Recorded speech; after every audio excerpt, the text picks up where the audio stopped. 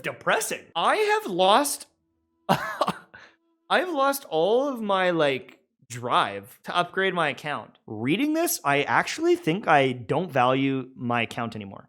I don't care anymore about my account. They're more interested in different experiences and mini games and things like tag that might be fun and throwing things at the wall to see what sticks over combat events. Apparently what happened is the Genshin Impact developers talked to they talked about endgame content and welcoming newcomers. So people who play for stats, theory crafting, testing, and endgame players should just f***ing quit? Oh, Jesus Christ, my anxiety.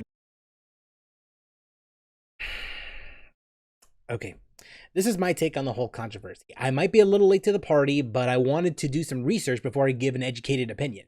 I'm good? Good. Now, let's dive right in. Before we get to my opinion on the matter, context is important. On October 1st, GameSpot put out an interview with one of the developers of Genshin Impact regarding the development of the game and what players can expect in the future. On the topic of potential future permanent content coming to Genshin Impact, Anderson asks, currently, the Spiral Abyss is the only true endgame content for players at high adventure ranks. Are there any plans to release new permanent endgame content in the same vein as the Spiral Abyss? The developer responded to the question with, the Spiral Abyss is one of the most effective ways for players to test out their party composition and combat strength. If we design another type of permanent endgame that is similar to the Spiral Abyss, it might end up creating excessive anxiety for our players. Not everyone is interested in must-reads. Side note, the developer is referring to the location where the Spiral Abyss is on the map. Just like the Genius Invocation TCG that we unveiled in the special program for version 3.2, we are also working on designing more interesting gameplay in the future. As an open world game, Genshin Impact has a natural compatibility with various types of gameplay, which gives us confidence in the long-term operation.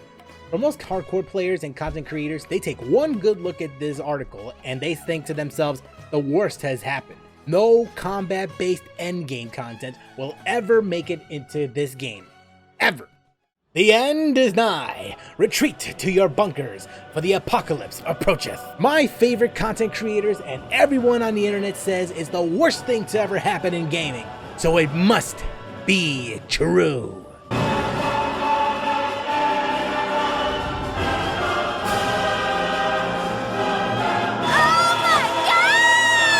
This is why news literacy classes should be made mandatory.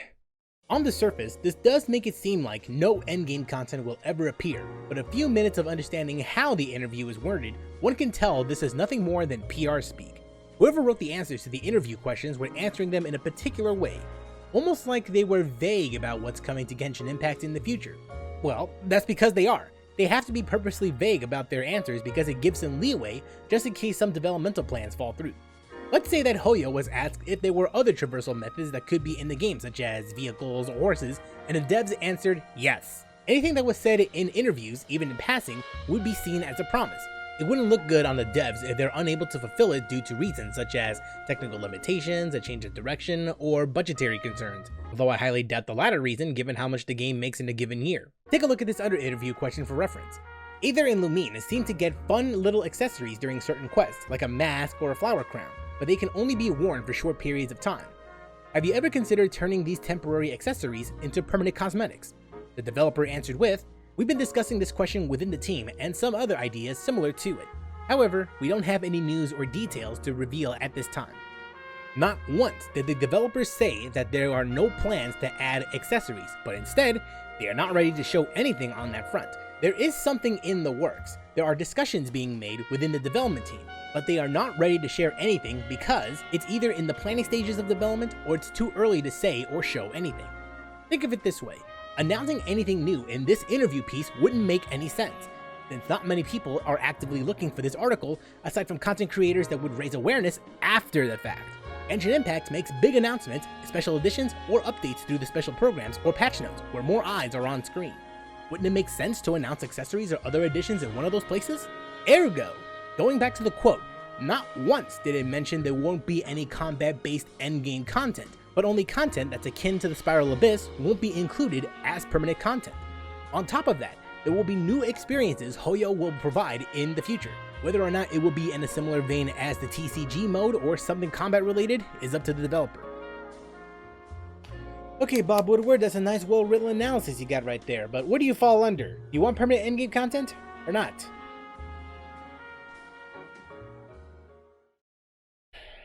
It's complicated. As a content creator, I would normally fall under the group in favor of endgame content. In fact, I can point out a few moments in my past videos of wanting permanent content that's just like the Labyrinth Warriors event from last year.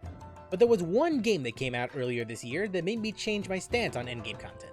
People can say what they want about it, but one thing was very clear when I checked it out. Tower of Fantasy has a lot of what Genshin hardcore fans and content creators want out of that game. The interactions between players, the PvP, the multiple co-op modes.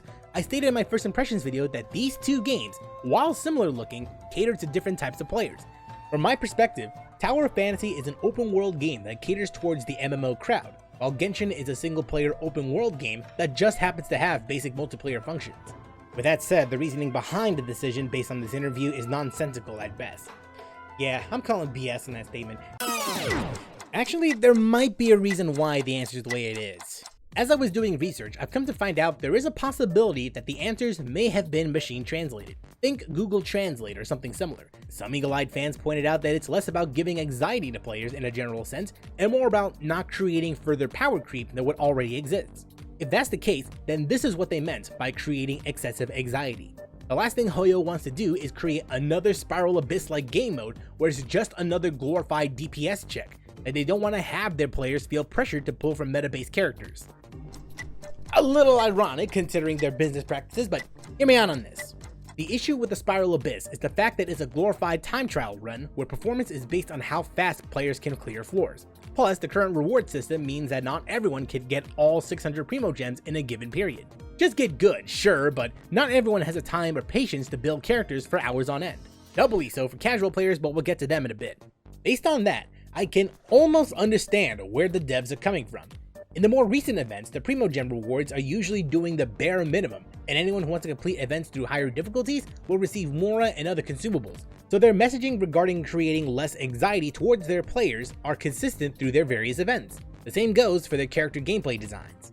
They are good, but they have clear drawbacks compared to the more broken characters like Bennett and Zhongli. According to the interviewer, the answers were as written as it was shown. No modifications or translations were done. The only thing to wonder then is who or what translated the answers. But until we get full confirmation from Mihoyo, all we can do now is just take this at face value. Still doesn't make this any less true. Move on. Do you know what truly gives Genshin players anxiety?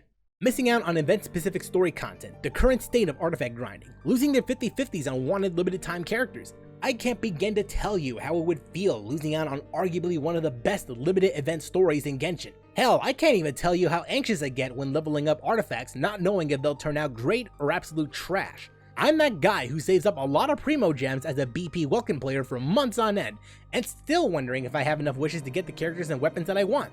Honestly, it doesn't matter all that much because the ones that want endgame content in the first place are major content creators and hardcore players. Do you know who wouldn't care all that much about endgame? Hoyoverse's biggest player base, the casual audience. From a business point of view, it doesn't make sense to create content for a fraction of a percentage of a player base when it's far more worthwhile creating content that a majority would enjoy.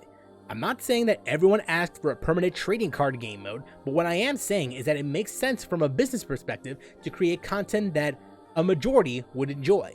But why is the casual market so important compared to someone who invested thousands of dollars or a content creator with a massive platform?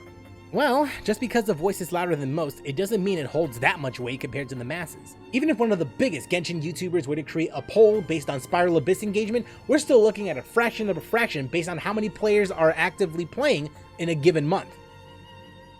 That's not a number to scoff at! As someone who has played games since the day they were able to hold a controller and paid attention to trends in gaming for over 10 years, I can say with the utmost confidence that casuals are not only the largest consumers in the industry, but they're also an important group of people in the gaming market. There's a reason why games and franchises like Destiny 2, FIFA, and Call of Duty retain their popularity despite their share of issues. Sometimes issues that are bigger than Genshin's, but I digress. These games cater to the lowest common denominator. Sure, content creators and other hardcore players can inform other players about what's going on in their respective games, but the casual player wouldn't care too much about it and instead play their game. They play what's considered popular, what their friends are playing, or, well, there's no roundabout way to put it, they like the game because they do. Look, I'm not insane. I understand where hardcore players and content creators are coming from. When you dedicate time and especially money in a game for over 2 years, it would feel like a slap in the face to see developers not create content they want to see. If Spiral Abyss was the only combat-based permanent mode for 2 years, I would want something new on that front. Granted, I only spent a small amount as a BP Welkin player compared to the hundreds of thousands whales would spend, but if I was in their position, I would be fuming knowing that my money is not getting through Hoyoverse. I mean, these companies are mind readers. They should know and cater to my every needs and want in a game designed for the teen demographic. Come on, get it together, game devs! Clearly, I invested in this game as much as a stockbroker, so I should have a say in this as well. That's not how it works. That's not how any of this works. I'll never make the claim that Hoyoverse knows what to do with their game, but I do believe that the developers have the data to back up their stance on no permanent content, similar to Spiral Abyss. It's a strange feeling. I wouldn't mind seeing permanent endgame content like the Labyrinth Warriors, but at the same time, it's not that high on my priority list. I want this mode to be part of the permanent modes available to play as much as others, but I'm more satisfied with what's available in Genshin Impact, such as Sumeru and the current string of Archon quests. Then a thought occurred to me. If Genshin Impact really needed permanent endgame content like how all of these hardcore players and content creators want you to believe, then the game's popularity should have tanked by the first anniversary, or earlier. But it didn't. Instead, Genshin Impact went on to generate $3.7 billion in the 2 years since launch. I could think of a lot of games and companies that would only dream of seeing that kind of money and player engagement. Will the developers change their stance on in-game content? It's hard to say. What I will say is, if they can keep up the story and world quality from now until the end of the game's Tevat arc, then I have no complaints. Before I close things off, there is a quest in Genshin Impact I want to bring up that's relevant to the topic and sums up exactly how I feel about the whole situation. Disclaimer, the next few scenes contain spoilers for Nilou's story quest. View at your own discretion. If our shows are too difficult to understand or too removed from everyday life, nobody would watch them anymore. Changing our content would not only mean turning our backs on our vision, it would also directly lead to the loss of our livelihoods. These are the devs talking. This sounds like the devs talking. That is funny. That is kind of funny. Good thing they have the power to make rash decisions about things they don't even understand, huh? Yeah, they need to touch more grass, not books. This is what the Genshin community needs. They need to touch more grass. Just Actually, some of them do could use a things few your way. books. That's true. That's true. No matter. I agree that art should be enlightening, but we can't pursue that goal by creating complicated works. If a work can't tap into an audience's personal experiences or feelings, then its contents may as well be a castle in the sky. Okay, you know what? I'm convinced. I am convinced that the developers created this story quest just to harp on content creators and a lot of these people who want permanent endgame content. I'm like super convinced now. Like at first I was like, okay, maybe it might be a little coincidental. Now I'm like 100% convinced. Say the message once, I'd call it a coincidence. Do it twice, I'd grow concerned.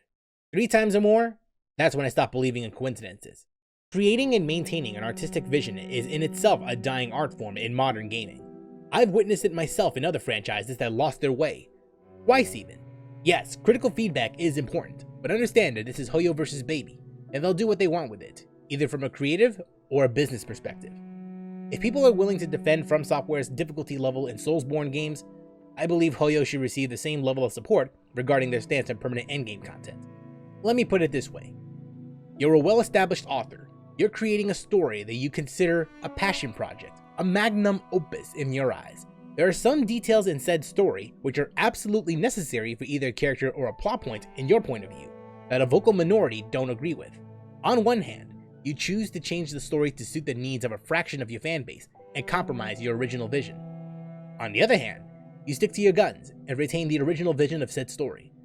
People might hate you, but the people who enjoyed your story, the majority who enjoyed it for what it is, would respect it.